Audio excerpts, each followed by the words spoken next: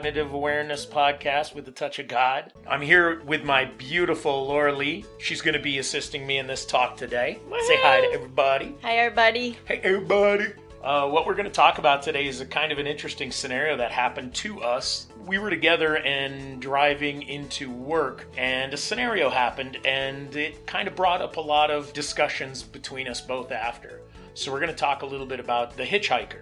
It all started, we were driving out of our dirt road area, coming down a hill, and there was this guy looking a little frazzled, I'll call it. And he had a backpack and he had some other stuff, and we were kind of throwing it back and forth. Do you want to pick him up? Do you want to pick him up? What do you think? What do you think? Ultimately, I just stopped the car and we picked the guy up. So right out of the gate, there was a deep conversation that the guy was having, mostly with himself, but it kind of was like him trying to advertise his knowledge or his wisdom or whatever it was. Now, you did all the talking. I kind of sat back and just listened to the whole thing because I didn't think that anything I would say would have a lot of value to go into this man because I just didn't believe he was completely with it at the moment. What was kind of some of your thoughts going into it, especially start from the beginning when we were trying to decide whether to pick him up and take him anywhere? Well, I think it's pretty interesting because I picked up several hitchhikers, and the truth is I used to be a hitchhiker, and so I was always thumbing it and, going from one part of the state to another in California. Right. So I'm perfectly aware of what that looks like. I also know what it looks like to be homeless, and this, guy was kind of disheveled, but that is never the deciding factor for me picking up a hitchhiker. And so we're actually traveling the same direction as him, and you and I look at one another, and it's kind of like that undisclosed acknowledging there's a human and what are we going to do? Right. And you asked me, so what do you think? Should we pick him up? And I think in that moment he actually turned in essence of please. Yes. Without saying the verbiage. And so immediately my response was, I usually always go, okay, God, how would you have me do this? Right. Is this going to be okay? I don't have my grandchildren, so this is something I can provide. Do I have room in the back seat where I don't have a ton of stuff? Do I have to really think about this? And my automatic response was I looked in the back seat to see where I could make room. And Bear was like, well, I guess we're doing this. Yeah. And so the guy got in right behind me, and there was an air about him that felt, at first you never know who you're bringing into your car. You don't know the kind of communication that you're going to have. And he started kind of throwing out there the fact that, he's got some herb that it was like 10 million words were coming out of his mouth as quickly as he could possibly spew them. Yeah. And I caught the one about, I've got some herb, and he was making it sound more like herb than pot, as if... Or whatever else would be there. As if it wasn't the same thing. Yeah, but as if he was trying to really watch his vocabulary on how he was speaking to sound profound. And to me, I felt in that moment I had to watch myself. How come? Because I wanted to make sure that what I projected was nice and kind. Yeah. So I wanted to tell him, you know what, dude, we don't use. Yeah. It ain't our thing. And he immediately went into, that place that you live, it could be used for... ceremony, spiritual ceremony, peyote. I mean, it was... All of a sudden, he was acting as if he knew the place and stated quite matter-of-factly that he did know of it. Yeah. And growing up in his youth, that this was an area that he had grown up in. Yeah. I think he said it was north of us. I think he gave us a specific location, but he's a local. Yeah. Call him enough of a local to know, or at least he had a semblance of the words to make me believe that he might have lived here.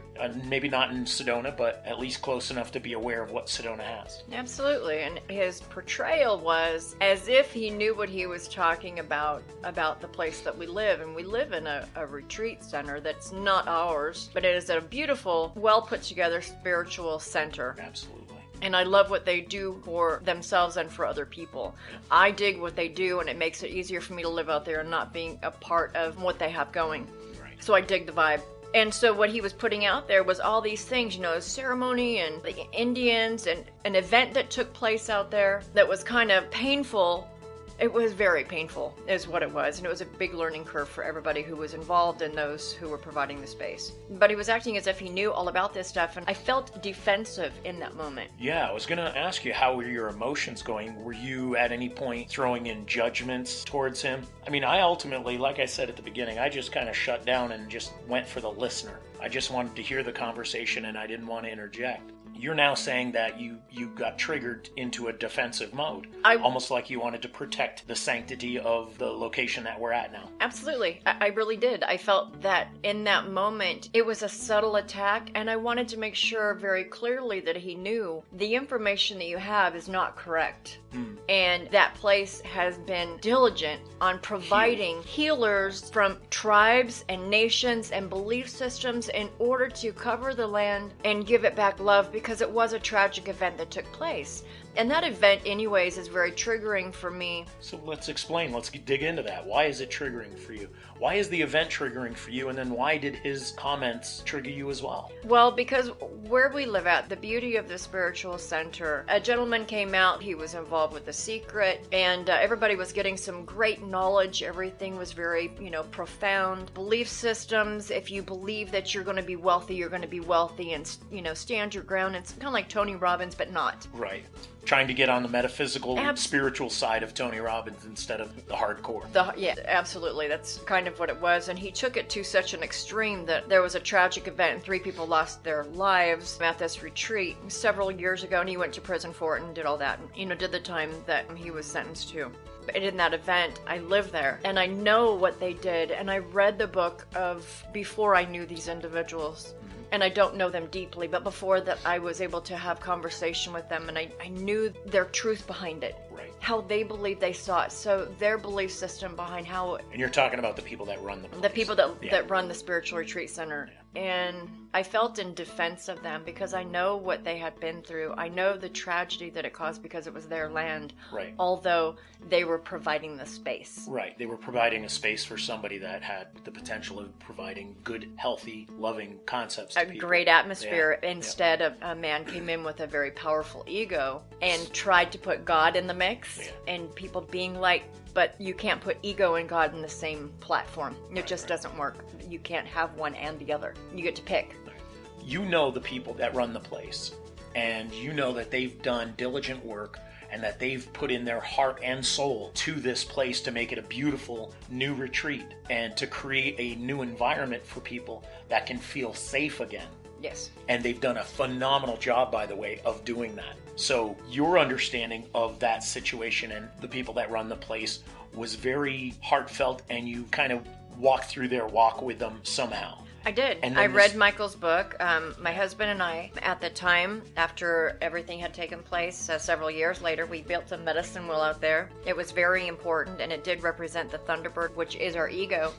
But the medicine wheel for me is very important. It's a spiritual walk, and it was another aspect of creating healing for that space. So I feel like I have an investment, personal spiritual investment into the area. Right. I live there, and this is a place that I absolutely love. Right. And if you listen to any of our previous podcasts, you might get a little flavor as to the environment that both Laura Lee and I came from, bringing us together in this one place that's just gorgeous, beautiful, and the energy is phenomenal. So here we are picking up a hitchhiker, and he starts talking about doing ceremonies and bringing in drugs and da-da-da. I mean, it was like so many things were coming out of his mouth. All I could catch the fact is that he's presenting that, oh, wouldn't that be cool if, you could do ceremonies and, peyote, and I felt offended. And I was like, no, that's a drug-free zone. Yeah. So immediately my defense came out to, no, that's a drug-free zone. There's no drugs, no alcohol, no smoking. You can't do that on the other side of that bridge. Right. And I felt my temperature rise, and I was like, oh, isn't that interesting? It's a place that does not belong to me. Mm-hmm. And yet I was feeling an attachment to that place.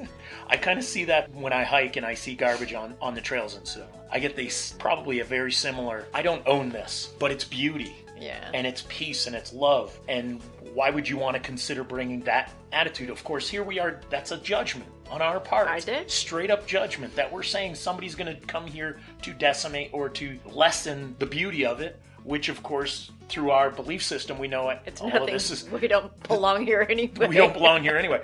So this is not our home. So you immediately get into a nice defensive understanding or approach to this. So where do you think, if you were to have to pull this back another 10 steps, where do you think this is coming from? Because it's not just because of Angel Valley. We all know there's something deeper in all of our triggers. Yes. So something triggered you that said, you need to stand up. You need to be defensive because you're apparently being attacked. So what is it? Do you think you can go back further? You know what? I'm not sure. although be it subtle in the description of it, it wasn't like I would have been triggered before. In my old life, I would have been triggered, and I'd have let him out the car right then. Right. Because if I felt that I was being attacked, I don't need it. I had better boundaries even. Better boundaries with a more messed up I'd have put a life. line, I'd have put a line out, and I would have said, you know what, dude, I'm going to take you to the end of the road, and you got to catch another ride from there. I'd have been okay enough to take him to the end of the road. Right. But I felt that there was more to this, and so I'm having to go to God. Do I think that I could have handled it better? I believe if I would have kept my mouth shut. Yeah. But it's this young man wanted to keep talking. Right. And it felt awkward because Bear wouldn't say anything. And I'm going, that's called a setup. oh my goodness. I wasn't sure, honestly, and I'm going to put one of my judgments out there because I did. I judged in the moment. And with the amount of verbiage that was coming out of his mouth, and at best, it was probably like an ayahuasca trip he was coming off of. And guys, this is a judgment. Yeah. This is a judgment, but also there's a lot of wisdom behind Laura Lee's past that would allow her to be able to make a quick assessment. Not a judgment, a discernment. So this is where it becomes different. I still felt it was a judgment. I I did. I was gotta just going to say. say it depends on how you felt about it. I did. Well, So I if had to you be were- careful because anytime we see something, and whether we say it's good or bad, there's a judgment. Right. It Exactly. doesn't have to be slightly But here's the or deal. No. intensely. Here's the deal. The discernment is different from a judgment. Discernment is the way I approached it, and I was like, I'm pretty sure the guy's probably loaded, but I don't know what that means. Yeah. That's the truth. I'm coming from not your life. I'm coming from not his life. I'm coming from an alcoholic's life. I can always tell when somebody's drunk. I don't know what the guy was doing or what he might have done. I was just saying, okay, it appears as though he might be on something. And I was just letting it go. So that was a discernment. It wasn't the dude's on something. I don't think I need to have this, that kind of thing. Yeah. I never felt that. Not that yeah, you I did, never but felt that. But I have to say, so my first thing was, okay, so it could be he did an ayahuasca ceremony, although he was alone. So the probability of that, highly unlikely.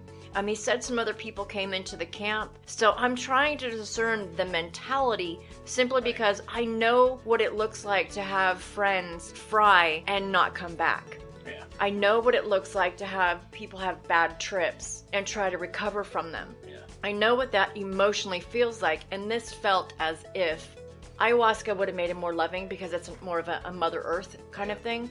LSD or mushrooms or whatever, mushrooms maybe even possible. I would say it was probably more of an LSD trip because of the aggression that I felt in my body. Yeah. And I'll be honest with you here too. As I was listening to everything, I heard him getting defensive. And getting more aggressive, because the more you were trying to put in something a little calm and nice and lovey, he was getting a little more. He was agitated. Yeah, he was getting agitated. So the more God I would put in, the more he was like, well, and which God? Which God do you talk to? And he was like, Krishna? And I was like, it doesn't matter. There's only one God. If you want to call it Krishna, you want to call it Buddha, you want to call it Muhammad, you want to call it Jesus, there's only one God. Right. I'm talking more about the consciousness, and I felt the aggression, the aggressiveness, and I wondered, in that moment, this could go bad. I was just going to say, where would you go with that thought next? And because of your past history and all of that, this could go bad means the guy could pull out a knife and stab you in the back of the head, right? That's kind of what your brain went. Mm-hmm. In my head, it was like, I never would conceive it, because I never experienced that in my life, of that scenario. So you getting that defensive mode, yet what was interesting is you kept on. You would keep communicating with him, even though you'd have these I was trying moments. to slide as many of those hooks that he was trying to project out there to see how he could affect. I was trying to stick in just as many hooks as I could about God. Yeah, But people, you can't hear something that you're not ready for. Right, and this guy, all he was doing, in my assessment of the conversation, all he was doing was trying to connect in a vague, meaningless way. He was trying to throw out a hook and say something that was quote-unquote profound, but really not, because where it's coming from was more garbled. Yeah. It didn't have a lot of fluidity or connectivity to the conversation he was trying to have. The content. Yeah, there the content. was no depth in the content. Yeah, there didn't seem to be depth. It was just, I'm going to say this so that the people I'm with right now think I'm a genius and think I'm all that in a box of chips. So I didn't see anything coming from him that had clarity, not meaning what he said, but where he was at. I believed that he was not in a clear place. Therefore, anything that was said to him was going to be going up against a blank wall. and yet you continued to converse with the guy. So what was it that makes you want to do that? Is it just who knows what seed I plant he might just get? I was hoping. Because it doesn't matter. I understood that the content wasn't going to be grabbed, but at any moment that you can plant a seed, even on unfertile soil, maybe there's fertile soil. Who am I to judge what's fertile and what's not? Exactly. And who is it for me to say this isn't just a moment that he's having a really rough time? So I have to make sure clearly. In the end of it, I had to envision myself kissing him on the forehead and seeing the light in him and letting him go. Right. And what took place is when we let him off further than I had intended. Because I was driving the car, folks. That's why she didn't have a choice. I probably would have dropped him off about a mile or two quicker. Right. If I would have been alone, I would have dropped him off at the end of the road. Yeah. And that's the truth, for my own protection, right? But But always. again, I've done stranger things. Yes, you have. I have. But in this same essence, the more I tried to bring in, for me, God is everything. It's got to be about God. So I'm trying to interject on all his worldly knowledge as much as he could display. Right. And as much as I could display. It's not like I'm any more worldly. I just, you know what, I'm streetwise. I know what that looks like. Wisdom. And if you have a mind that's on a chemical substance, there is absolutely a couple of things that can take place. And I believe the second one happened. The first one is when you're on a spiritual walk, or even when you're just on a high, right? You're taking LSD.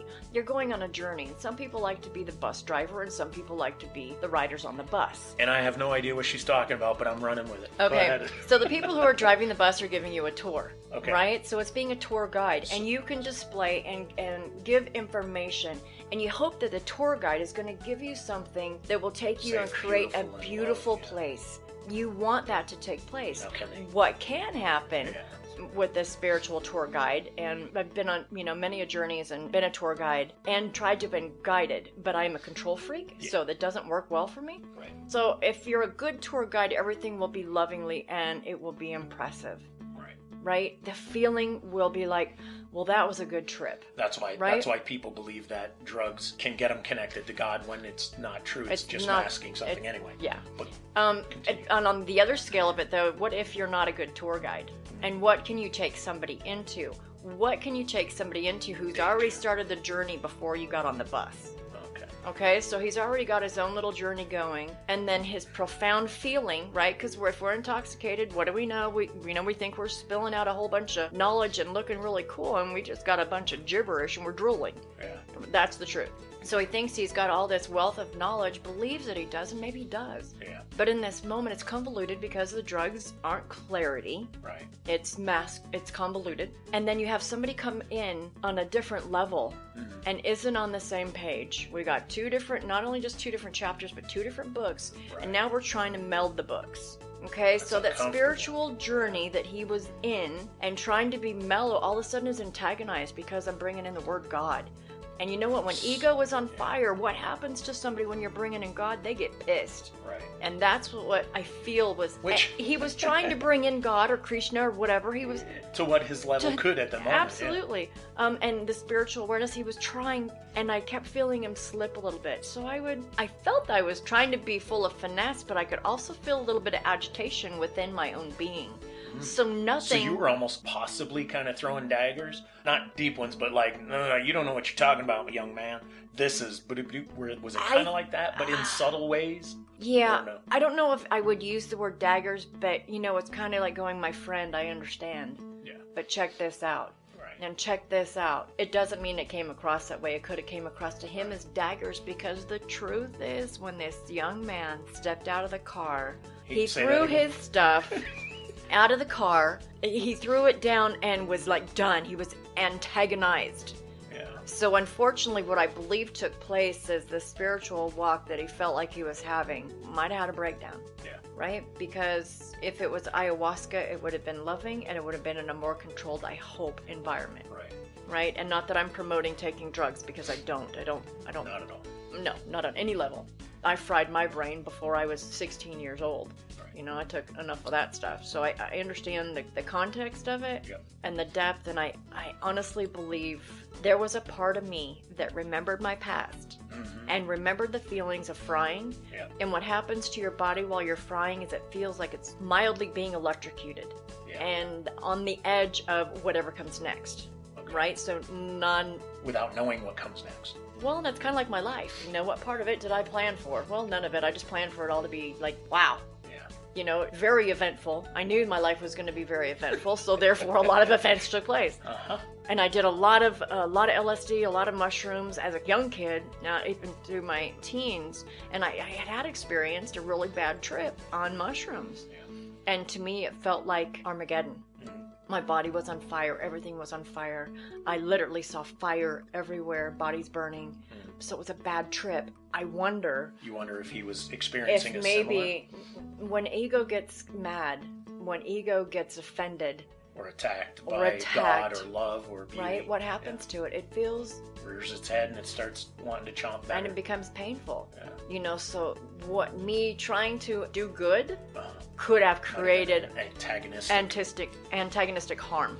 I had to go and forgive myself for it because in that moment I was feeling judgmental. I was just going to say. Although, even in the judgment, and of which I had to say, I'm going to have to say, yes, I judged. And discernment, absolutely, because I know the signs. I know the symptoms. There's not too much that people can mask from me. I can smell drugs on a body. Right. Seriously. I can smell drugs on a body. I can tell when you've been using them, not just by looking at your eyes, because I can see your skin.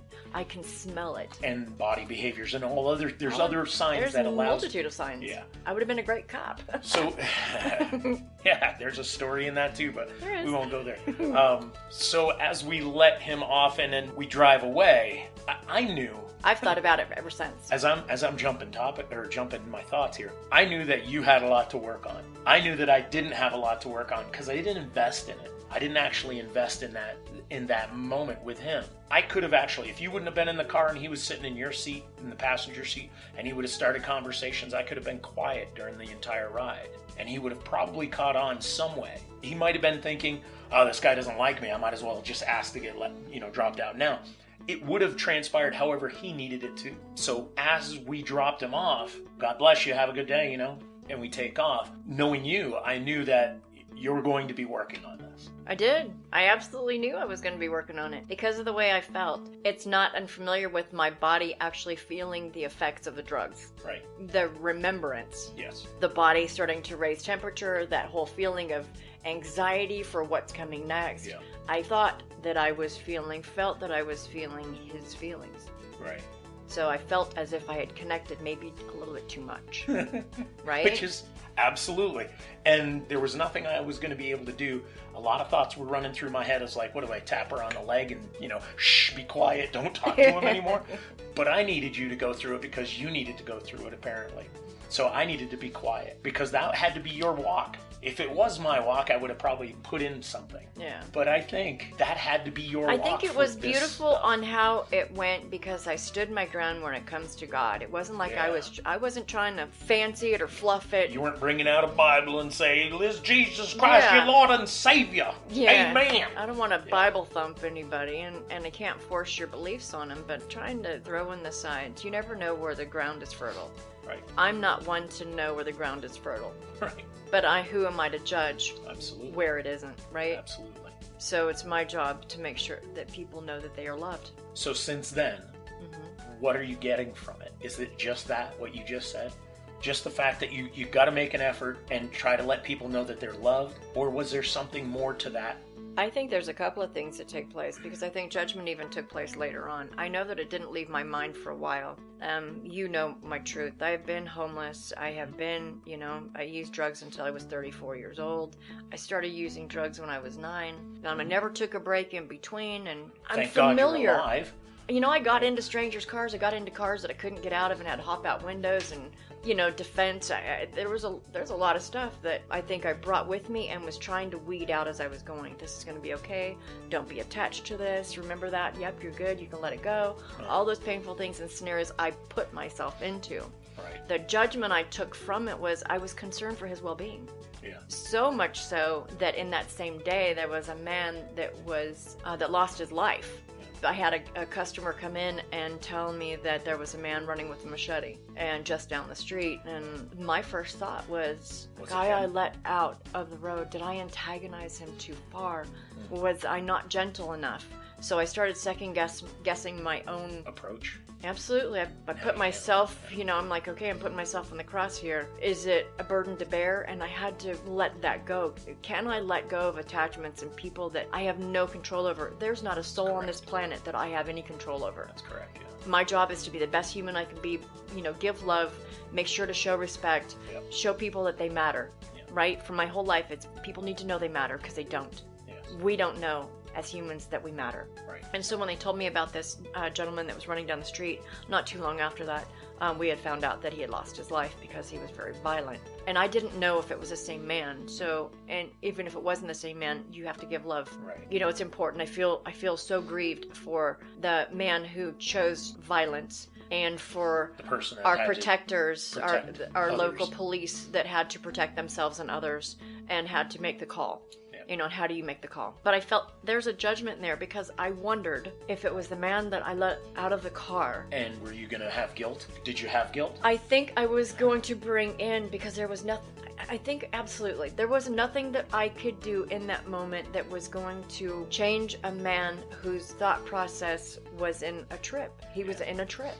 And I have no control. Right. So what did it make me do? It made me dream more. This is the strange part about me. It made me dream more about being, I really want to obtain the consciousness, and I'm human. I'm human. So how do I put that forth? I'm wanting to, win the lottery and create a center so I can bring in the homeless off the street, so we can provide a soup kitchen for people to help them. Our military veterans, these guys, I can't say we've actually turned our back on them, but we don't have enough resources, I believe, in order to help them. So more and more are becoming mentally ill, and they're choosing drugs as an escape because they're in pain. So we have a society that is full of pain, whether you've been in the military, active, not active, human, just in life. Okay, so I haven't been in the military, but I have PTSD, right? I live with healing the patterns of my old self because I was traumatized, right? So now I'm trying my best to be all those things that I wanted to recover from. All right, be happy, be healthy, be peaceful, be loving, be all those things to everybody and everything. So that's what I want. I want to be able to be of assistance, be of service, and that's what these podcasts are about. Exactly. In that moment, I noticed that in our valley, we've got over 400 and some odd people who are homeless, and that's a problem. Right? Some people choose to be homeless, and I get it. I totally dig it. You don't want to be a part of the system. I understand why, right? But those people who are just a paycheck away from being homeless, and those who miss the paycheck and they are homeless. Situational homelessness versus intentional. How do we fix it? He represented to me all that I want to heal. So what did he represent to me? All of that I am healing. He represented the old me. Maybe not, completely. I have to see me and everybody. So mental illness is a serious issue. I don't believe I'm mentally ill, and because I don't believe it, I probably am. Who knows? And mental illness doesn't qualify or quantify a drug addiction. It doesn't. It escalates the issue. So it was quite a learning curve for me in that moment. And also to note, if I'm going to put myself in a position to pick up a hitchhiker, I need to evaluate and assess the situation more discerning and understand people are still using drugs. And that's just the truth. I can't save everybody, and I can't be attached to the outcome. I shouldn't be attached to the outcome, but it's still a part of me. I think what was beautiful is when God showed me, make sure you kiss his forehead and show him love. Right. So I had to acknowledge that this human is me. Me, my brother, everybody that you've experienced going through the same one. Yeah. All those others that have had experiences, they're still me in a different form. And that could be just a metaphoric for people that have never walked that walk of a drug addiction, or maybe you have a different addiction, but it isn't related to mind-altering stuff.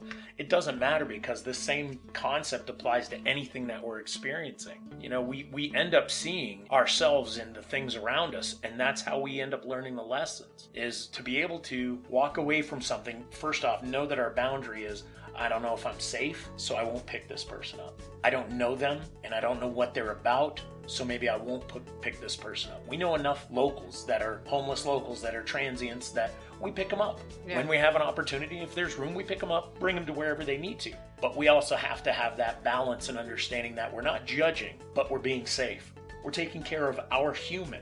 If we don't have our human, we can't do these podcasts. We can't help others if we're not here to help them in the human. Yeah, we're here to pass the message, and the facts are we have people out there that are emotionally, spiritually, physically, mentally wounded. They need help. So if we get a moment and we see somebody who needs assistance and we feel safe in that moment, we're going to assist. Yep. That's just how life works for us. Yeah, absolutely. So it was great to have him show me a little bit deeper, even though he didn't know it. Right, exactly. So maybe that was the Christ, the consciousness coming to you through him.